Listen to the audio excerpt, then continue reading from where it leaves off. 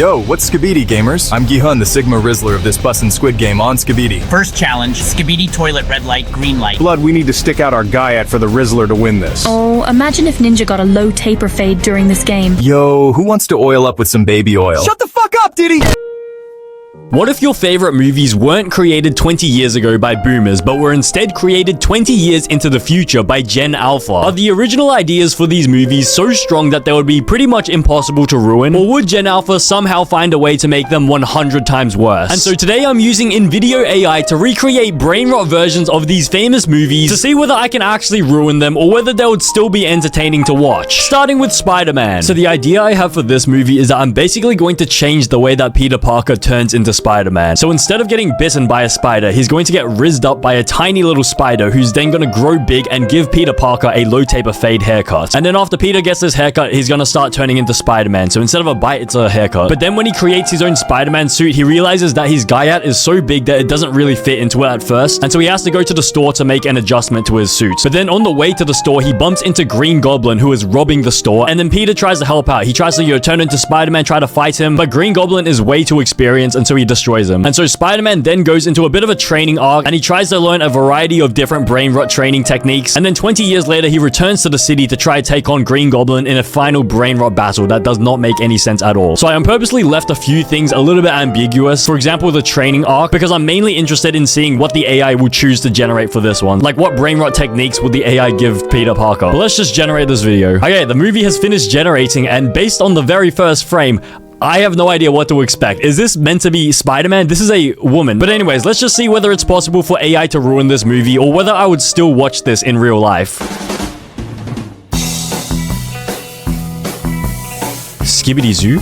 Yo, what's good, Skibidi fam? I'm Peter Parker, just your average Giat-having, Rizzless high school student from Ohio.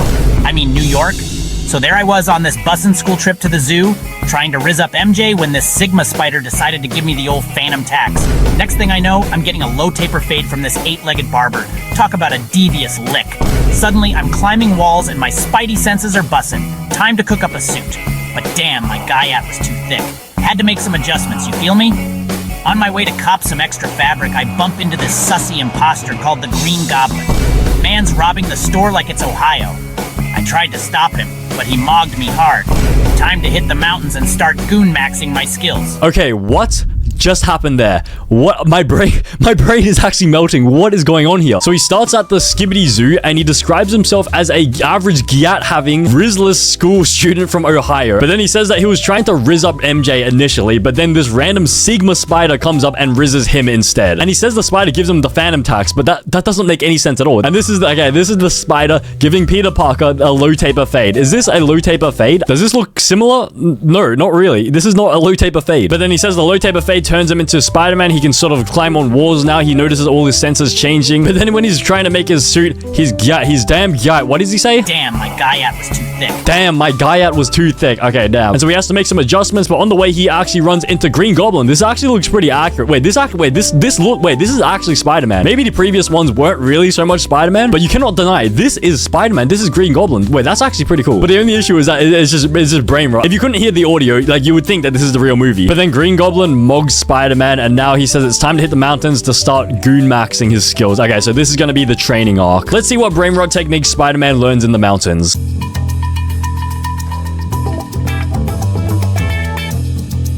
First up, mewing while hanging upside down. Gotta get that jawline on fleek. It's harder than it looks, folks. Next, practicing my gritty while web slinging. Gotta stay on that Sigma grind set. Whoa, not as easy as it seems. Finally perfecting my riz by charming mountain goats. They don't call me the goat for nothing.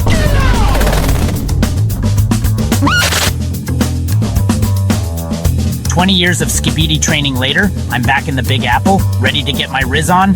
Watch out, New York. Spider-Man's leveled up." Okay, what were those training techniques? How were those techniques going to be useful at all in battle? This whole training arc was meant for Spider-Man to be able to come back and defeat Green Goblin once and for all. But do you really think Spider-Man is going to be able to defeat Green Goblin after learning how to mew while hanging upside down, web slinging while hitting the gritty, and rizzing mountain goats? Because what are you meant to do? Like, so the Green Goblin throws a green bomb at you, and then what are you going to do? You're just going to start hanging upside down and start mewing him to try and mog him? Or maybe he's trying to make his jawline so sharp that it can sort of cut the Green Goblin, sort of like a knife. knife or a sword. But then what is he meant to do with the gritty? Like, so he can gritty while web slinging. Yeah, that's great. So he's learned this technique after 20 years, but how is he meant to use this in battle? But then this one, rizzing mountain goats. How in the world is this going to help you defeat Green Goblin? So you have some mountain goats at your disposal now because you've rizzed them up. You spent 20 years rizzing up the mountain goats, but it's not like you're going to be going into the battle and then Green Goblin has an army of mountain goats and then you can just rizz them to turn against Green Goblin, because you can't even find mountain goats within like New York City. It's like an urban landscape. Or maybe what he's trying to do is he's trying to build his own army of goats. So he's going to bring the goats to New York City and then he's going to use them as sort of like minions. Anyways, 20 years of Skibidi training later, he's ready to return back to New York City to face off against Green Goblin. Let's see who wins this final battle, and let's see whether the training has finally paid off.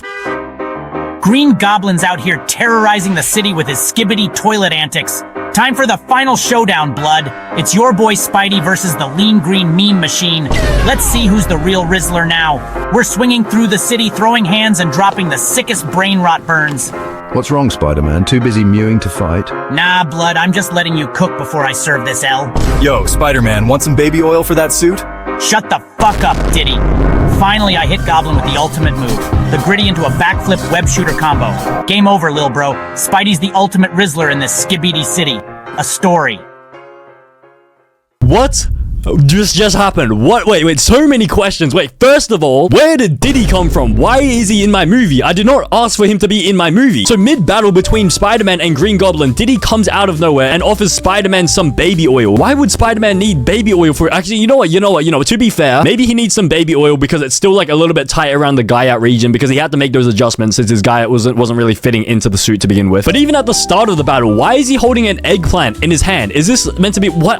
Is he going to do like a bit of a ding-a-ling slap against the Green Goblin? And what happens here? Like, look at Spider-Man's head. His head does a 180. Is that normal?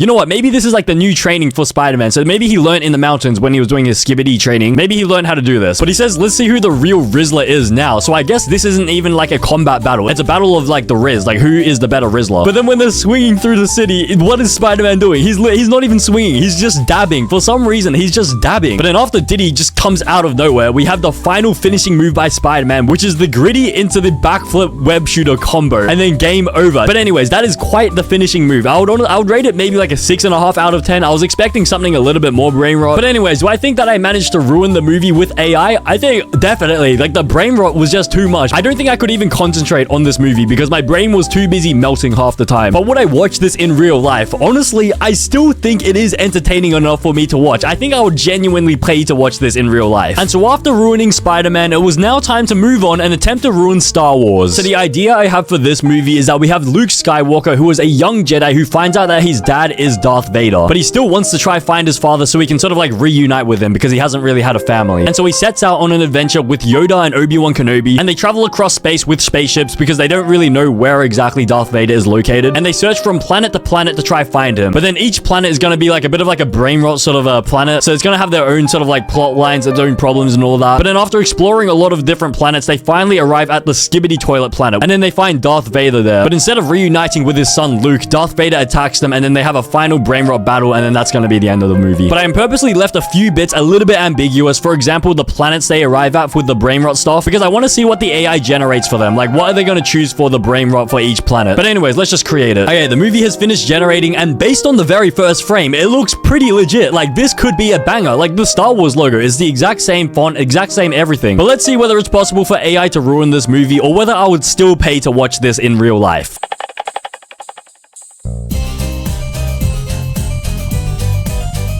Yo, Skibidi fam, I'm Luke Skywalker, the Rizzler of the galaxy, like, on Skibidi. My Sigma grind set is all about finding my dad, Darth Vader, even if he's bussin' evil. Let him cook, young Skywalker. Your father's aura is strong with the Skibidi side of the Force.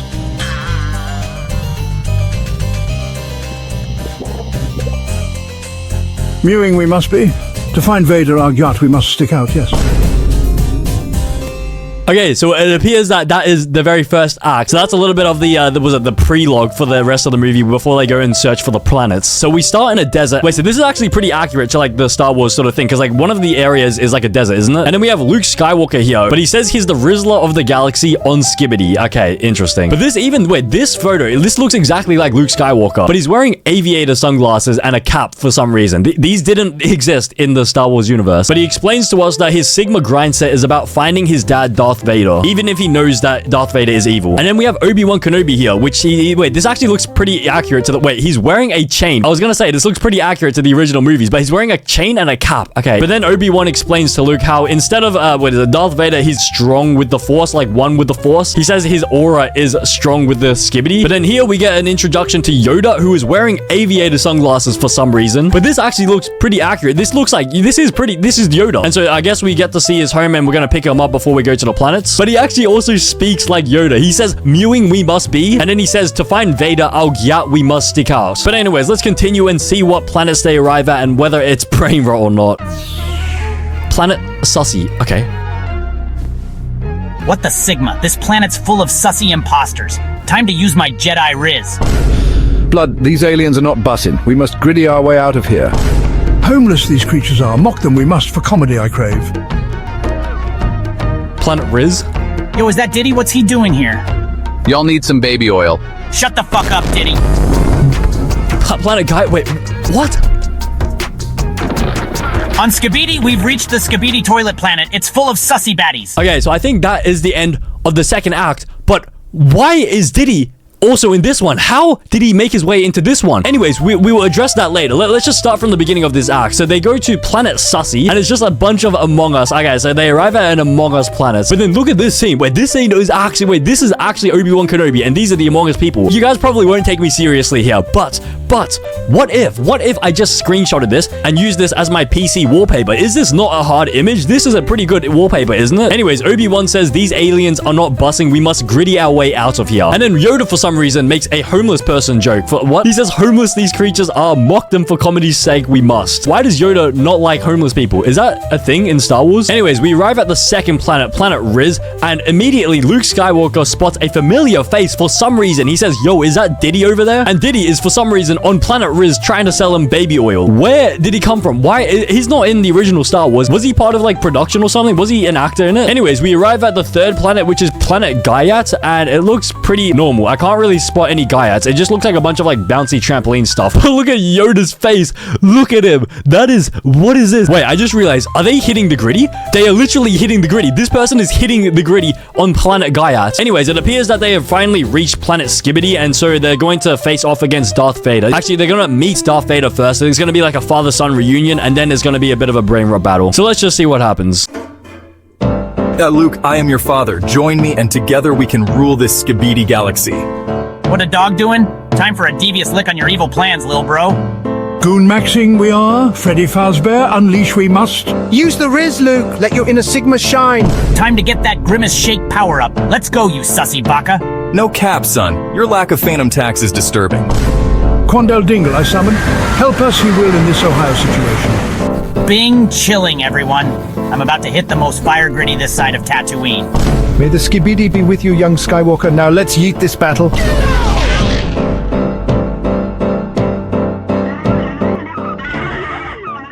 What just happened? I don't think I have any more brain cells left to just comprehend what just happened. So first we have the reveal that Darth Vader is his father. So he's like, Luke, I am your father type beat. But look at Yoda. Yoda just keeps getting more and more mutilated. But anyways, Darth Vader first offers Luke to join him so that they can sort of rule the galaxy together. But then Luke has no intention of joining him. So, okay, originally I thought that Luke would have wanted to just reunite with his father no matter what. But, okay, I guess this is a little bit of a curveball that the AI chose. But then for some reason, Yoda just starts hitting the gritty and conjuring up some random magical spell. He tells Luke to use your Riz and let your inner Sigma shine. And then who is this in the back just watching Yoda hit the gritty? Is this Obi-Wan Kenobi? He looks extremely concerned for his mental health. Wait, maybe this is all like schizophrenic type beat. Maybe Yoda is just imagining all of this in his head and he's just hitting the gritty and there's no one in front of him. But then Obi-Wan is just trying to sort of like supervise him, make sure he doesn't hurt himself because it's like it's all in his head. But then Luke and Darth Vader finally accept to fight each other, and then Darth Vader says Luke's lack of phantom tax is disturbing. So I think Luke isn't really ready to fight Darth Vader yet. And so Yoda has to step in and he does this magical spell to summon Quandale Dingle for some reason. And I guess this is meant to be Quandale Dingle. Okay,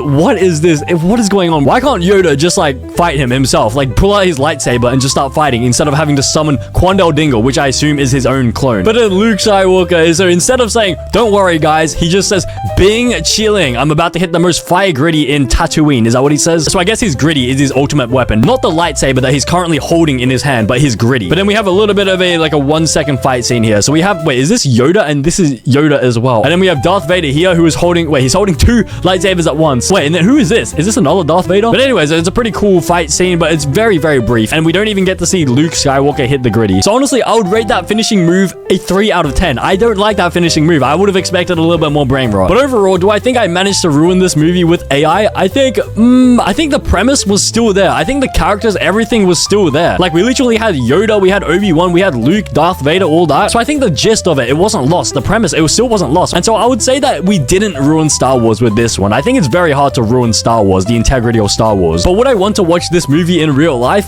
Honestly, I don't know how I feel about this. I just feel extremely concerned for Yoda and his like mental health. He's a little bit crazy, so maybe I would want to watch it. It's a little bit silly. And so I would say I would want to watch this in real life if it became a real movie. And so after failing to ruin Star Wars, it was now time to move on and attempt to ruin Harry Potter. So the idea I have for this movie is that it's basically going to be a complete brain rot remix of Harry Potter. So it's going to start from the very beginning. So we have Harry Potter meeting Ron and Hermione for the first time at Hogwarts. And then in their Hogwarts classes, instead of learning like proper magic stuff, they learn a bunch of like brain rot magic. And so this is going to cover like a variety of different classes. And then one day Voldemort comes into the school. He breaks in and starts doing a bunch of brain rot spells to trash the entire place. And then he disappears. So that's like a little bit of like a warning attack. But then now Hogwarts must prepare their defenses for another attack from Voldemort and his evil army of wizards, which are the Death Eaters. And so Harry Potter starts training the entirety of Hogwarts with a bunch of brain rot techniques. And then it's going to end in a final battle with Harry versus Voldemort. And it's going to be a bunch of brain rot. But I purposely left a few things a little bit ambiguous so that I can let the AI fill in the blanks. For example, I want to see what the AI chooses for what the brain rot classes are going to be. So I want the AI to choose what they're going to learn at Hogwarts. So let's just create the video. Okay, the movie has finished generating, and based on the very first frame, it looks pretty accurate. Like, this is Hogwarts, except for the fact that it says Skibidi Hogwarts, but let's just ignore that. It looks pretty accurate to the original. But let's just see whether it's possible for AI to ruin this movie, or whether I would still want to watch this in real life. Yo, what's good, Skibidis? I'm Harry Potter, the Rizzler with the sussy scar on Skibidi. Blood, I'm Ron Weasley, and my aura is bussin' like a grimace shake. No cap. You sussy buckers. I'm Hermione Granger, and I'm about to muse some knowledge into your skibidi brains. Welcome to Hogwarts, you little Rizzlers. Time to learn some Sigma magic. What the Sigma? Yo, check it out. I just learned how to Wingardium Leviosa this glizzy fam. That's nothing, lil bro. I can Axio a baddie from across the room. No cap. You're both sus. I've already mastered the art of goon maxing my potion skills. Okay, so I think that was Act 1, but why? Wait, who is this? Why are we just dabbing in the middle of... Okay, what is this? So Harry describes him as not the boy with the lightning scar, but the boy with the sussy scar. And then we get a look into Hogwarts. So there's a bunch of emojis here for some reason. What is this meant to be brain rot? But they look pretty accurate. Like, these are like the actual emojis. So we have the laughing, crying emoji, but instead of crying from the tears, it's crying out the mouth. And then we get our first look at Ron Weasley, who says that his aura is busting like a grimace shake. Okay, nice. And then I guess this is Hermione Granger. So this looks pretty accurate, honestly. And yeah, the hair is a lot. Why does she look like the Lion King right now? And then I guess this is the female teacher at the Hogwarts thing. I can't remember her name, but it looks pretty accurate. Wait, but what are these emojis behind her? Who is this person? Wait, this looks like... No, this can't be. Does anyone else think that this looks like a particular painter? Anyways, we get our first look at Harry Potter, and he looks pretty accurate. This is Harry Potter, and his first spell that he does is, what does he do? He learns how to Wingardium Leviosa a glizzy. Okay, nice. So he has a giant hot dog in his hands. Nice. But then Hermione flexes that she's already mastered the art of goon maxing potion skills. So I don't know whether she understands what goon maxing means, but we just won't question that. But anyways, I think it's now time to move on to the chaos at Hogwarts. So I think this is when Voldemort first comes and makes his first appearance. So let's just see what happens here. What's good, you sussy imposters? Time to get your glut handed to you? Oh no, it's Voldemort. He's about to use the Avada Kedavra spell, but make it Ohio. Alright, Rizzlers. We gotta prepare for Voldemort's return. Let's practice our Expecto Patronum, but make it bussin'. Yo, Potter, want some baby oil to slick up your wand? Shut the fuck up, Diddy. Okay, what is happening here? What? We will address this situation later. But first, let's start from the beginning. So we get our first look at Voldemort, and he looks pretty accurate. Like, this is pretty much Voldemort. There's really nothing to fault about this, except for the fact that he says, "What's good, sussy imposters?" And then Harry sort of tries to attack him with a wand, and he has, wait, why is the TikTok logo on his wand? Wait, so his spells, oh wait, I get it. So his spells are gonna be like TikTok brainrot spells. Okay, interesting. And then he tries to warn everyone, watch out for Voldemort. He's about to use his Avada Kedavra spell, but make it Ohio. What does that even mean? What? And then we get to look into this room for some reason. Room of requirements. What is room of requirements? Is this Pepe the frog? And then everyone has the Hogwarts uniform with the TikTok logo embellished onto it. So I guess TikTok is a major sponsor of Hogwarts in this universe. And speaking of sponsors, this video is sponsored by InVideo. As you can see, InVideo's brand new V3 generation model allows you to create movies fully equipped with music, narration, and visuals that are ready to post by just typing a simple text prompt. And just like the movies I'm generating in this video, you can literally create anything you can imagine. And even if the movie doesn't come out the way you like, you have the option to edit your video by typing text prompts that allow you to do things such as changing the music and translating the narration to a different language. But the best thing is that you can even change the script or swap out any specific clips you don't like. And you can also clone your voice so that the videos can be narrated using your own voice. So if you want to try InVideo for free, you can click the link in the description. But then we have Diddy's random appearance into the scene for no reason. Like, there's a whole bunch of money and everything. He appears in an explosion of money, and he has a bottle of flying baby oil with him, and he offers to sell Harry Potter some baby oil to slick up his wand. Wait, why would he need to slick up his wand? Where is he going to stick his wand up? But Harry is furious. He does not like Diddy at all, and I think that for good reason. Anyways, I think it's time for the final battle between Harry Potter and Voldemort. So let's see who wins this, and let's see how brainrot this can get. You can't defeat me, Potter. I've been looksmaxing my dark arts, blood. Oh yeah? Well, I've been mewing and grittying my way to victory, sussy Barker. Ayo, Harry's about to go full Quandle Dingle on this man. This is so bussin', I can't even. Voldemort's getting ratioed. No, my aura is fading. This is worse than a devious lick gone wrong. Wait. My internet is so bad. I need to see how this ends. No, my aura is fading. This is worse than a devious lick gone wrong. Get wrecked, Voldemort. That's what happens when you mess with a Sigma Rizzard. Bloody hell, that was more intense than Freddy Fazbear at 3 a.m. We did it. Now let's go celebrate with some Bing chilling, you absolute giga-chads. And that's how we saved Hogwarts on Skibidi.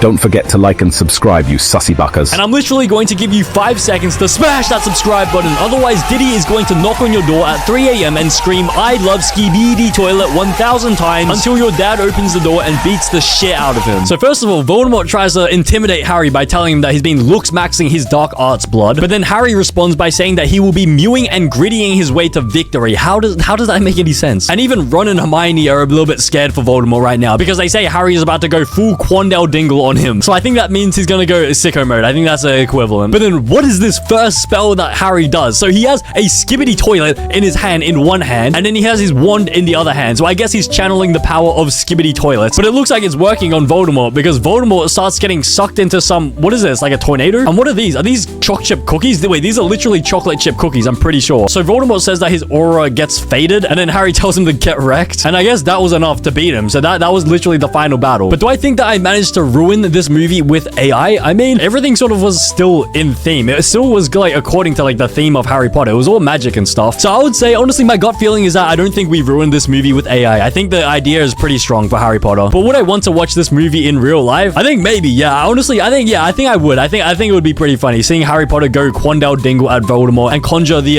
Skibidi Toilet spell. And so after failing to ruin Harry Potter, it was now time to move on and attempt to ruin Shrek. So the idea I have for this movie is that basically we have Shrek and and Donkey living in their house outside the Shrek swamp when suddenly Lord Farquaad from Shrek 1, he breaks into Shrek's house and steals his Skibidi toilets. And so Shrek and Donkey set out on an adventure to try and retrieve the Skibidi toilet back from Lord Farquaad. So they arrive at Lord Farquaad's castle, and then there's a bunch of different obstacle courses and challenges they have to get past in order to reach Lord Farquaad himself. And then once they arrive, they do a massive brain rot battle against Lord Farquaad in order to try get their toilet back home. So I'm purposely left a little bit of things ambiguous. For example, the obstacle courses and challenges they have to get through when they get to the Lord Farquaad castle, because I want to see what the AI does when they fill in the blanks to see what sort of brain rot obstacle courses they generate. But let's just create the video. Okay, the movie has finished generating, and based on the very first frame, it looks pretty decent. We have the DreamWorks logo, the crescent here. It looks pretty accurate, except for this Smurf. For some reason, we have a Smurf on the screen right now. So this could be potentially extremely brain rot. So my expectations are pretty low right now. But let's just see whether it's possible for AI to ruin this movie, or whether I would still want to watch this movie in real life.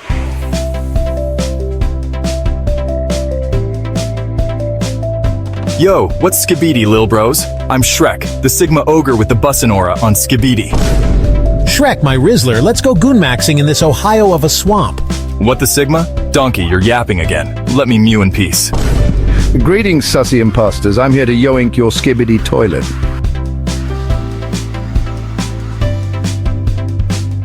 Oi, blood! Put the fries in the bag and step away from my porcelain throne. Oh no, what a dog doing? He's taking our Guyat damn toilet. Okay, what was that? What? Wait. First of all, who is this Donkey? So first of all, we have the Smurf surfing on the DreamWorks animation logo. Secondly, we have a look at Shrek Swamp, and we have the Skibidi toilet. Wait, I don't think you can see it. We have the Skibidi toilet over there. Then we get our first look at Shrek, who looks pretty accurate. Like, this is actually, like, this looks like Shrek. But then I think we can hear Donkey saying something. So Donkey says to Shrek, let's go goon-maxing in this Ohio of a swamp. But then Shrek tells him that he's yapping and that he wants to mew in peace. Okay, what is going on? And then we get our first look at Lord Farquaad. Okay, so I think the AI doesn't really know what Lord Farquaad looks like. But anyways, he goes and yoinks the Skibidi toilet. But then for some reason, Shrek tells him to put the fries in the bag for no reason at all. It doesn't even make any sense. Like, there's no context for that. So he says, put the fries in the bag and step away from my Skibidi toilet. Okay, it just doesn't make any sense at all. And so I guess now it's time for Shrek and Donkey to go, what is wrong with his face? Anyways, I guess now it's time for them to go on their adventure to try and retrieve their Skibidi toilet back. So I think this next section is going to be the castle with a bunch of brain rot obstacles. Time to get our grimace shake on and retrieve our devious lick. Let's gritty our way to Farquaad's castle, Shrek. First obstacle, the Bing Chilling Ice Cream Challenge. Second challenge, the TikTok Riz Party. Final obstacle, the Quandal Dingle Maze. Welcome to my throne room, you brain rot peasants. What was that? Wait, what just happened? Why did Lord Farquaad turn into Diddy? Is this Diddy? This has to be Diddy. Why is he in every single movie? Where is he coming from? Anyways, in Act 2, we have Donkey and Shrek going on their way. They're grittying their way to the castle. They arrive to the castle and they have to go through a series of challenges. So the first one is a Bing Chilling Ice Cream Challenge, apparently. So they don't show what the actual challenge is, but I assume they have to sort of consume all the Bing Chilling on the walls before it crushes them on like the sides. And then the second challenge is apparently the TikTok Riz Party. And for some reason, we have a MILF in the TikTok Riz Party. Who invited this MILF? Anyways, the final obstacle is the Quandale Dingle Maze. Like, there's no reason to put Quandale Dingle in there. They just built a maze and slapped the name Quandale Dingle on it. But what is going on inside here and here? Like, what there's something moving in there. And why does Shrek look so submissive and breedable right now all of a sudden? And so I think they finally get to the Skibidi toilet area and they find out that Lord Farquaad has not only stole their own Skibidi toilet, but he's gone to every single house in the village. He's looted them all for their Skibidi toilets and he's just collected them in this room. And then that's when he makes his brief transition into Diddy for a split second. But anyways, now I think it's time for the final battle between Shrek and Lord Farquaad in order to retrieve their Skibidi toilet. So let's just see who wins this battle and how brain rot it can get. It's time to get Skibidi with it. Prepare for an L+ ratio, lil bro. Shrek, use your Sigma powers. Mog this alpha wannabe. By the power of Freddy Fazbear, I summon the aura of Kai Cenat. What? By the power of Freddy Fazbear, I summon the aura of Kai Cenat. No, not the glizzy energy. It's too powerful.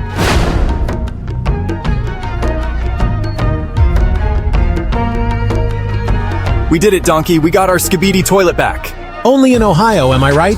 Let's go home and stick out our Guyat for the Rizzlers.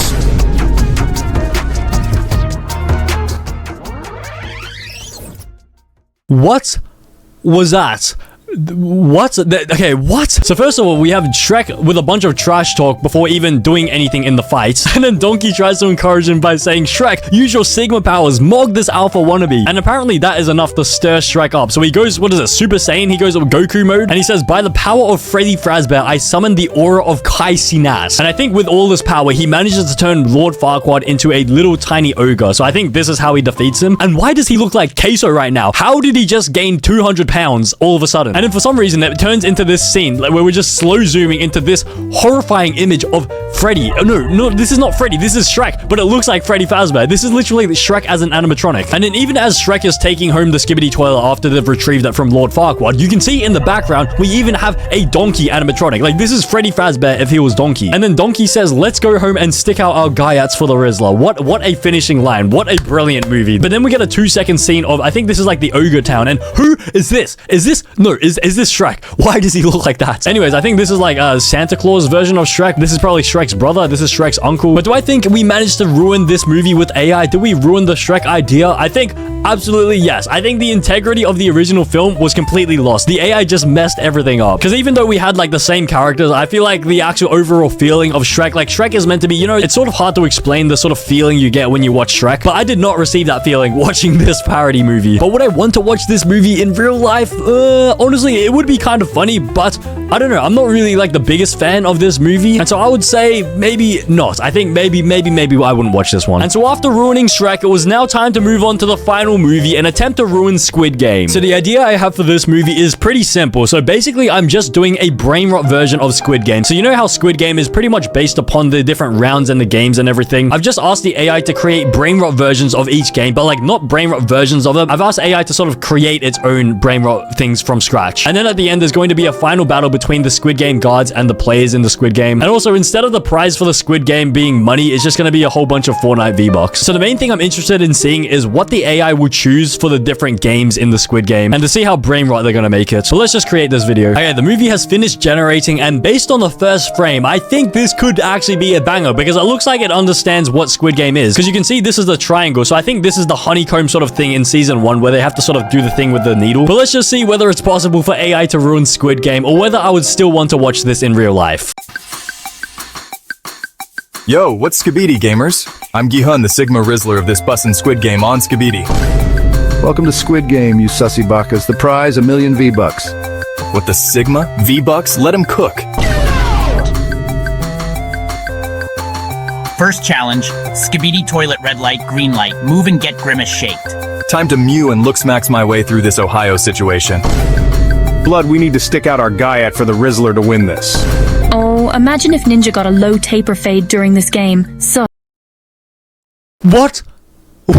My internet is so bad. Anyways, I think that was the end of Act 1, so let's just review what just happened. So we started off with a bit of a brief title screen, so it says Squid Game Brain Rot Edition, and this is V-Bucks. Okay, so this, okay, what the hell is going on? But these are all of these Squid Game guards, so this looks pretty accurate. Like, I mean, it's like not perfect, but it's pretty accurate. And then this is the front man, which is pretty accurate. Like, it's not perfect, of course, but he announces that the prize of the Squid Games is going to be 1 million V-Bucks, which I don't know how much that is in Australian dollars. Wait, don't tell me, wait, 1 million V-Bucks, 1, 2, 3, 4, wait, don't tell me 1 million V-Bucks is 140 Australian dollars. They're putting their lives on the line for 140 Australian dollars. That is, okay, interesting. But this guy loves it for some reason. He says, what the Sigma V-Bucks, let him cook. And then I think we get our first look at the first Squid Game. So this is red light, green light, but instead of a doll being here, it's just a giant toilet, a Skibidi toilet who's watching you. And I think they've manually put one of the players up here to sort of catch people getting out instead of doing like the doll gun sort of thing. But also, it gets the numbers right. So this is the main character, 456. But he looks a little bit more,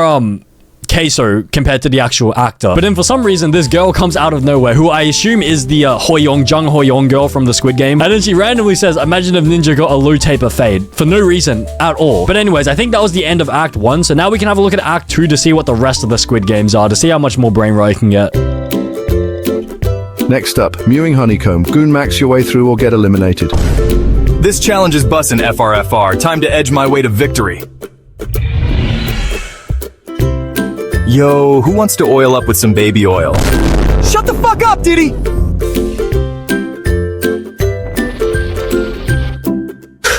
Final challenge, goon maxing tug of war. Winner gets to gritty on the ops. It's time to go goblin mode and phantom tax these V-Bucks.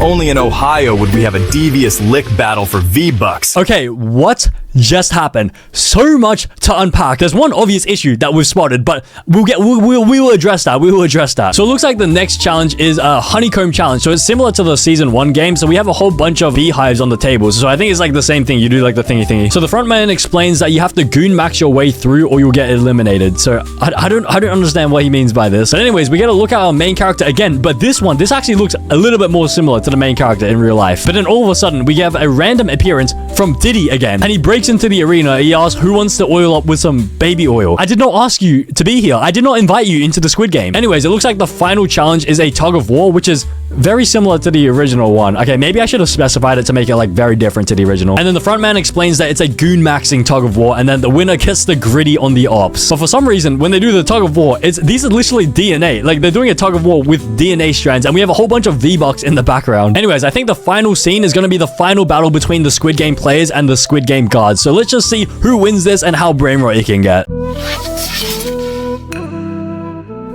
Final boss battle. Use your Skibidi powers to defeat the sussy imposters. Time to get my Freddy Fazbear on and yeet these ops into the Shadow Realm. He's too powerful. His Riz levels are over 9,000. Impressive, but can he outplay my big brain time? Bing chilling, I've won the V-Bucks. Time to become a true Fortnite baddie. And that's how Gi Hun became the ultimate Fortnite sweat. L plus ratio to all the ops.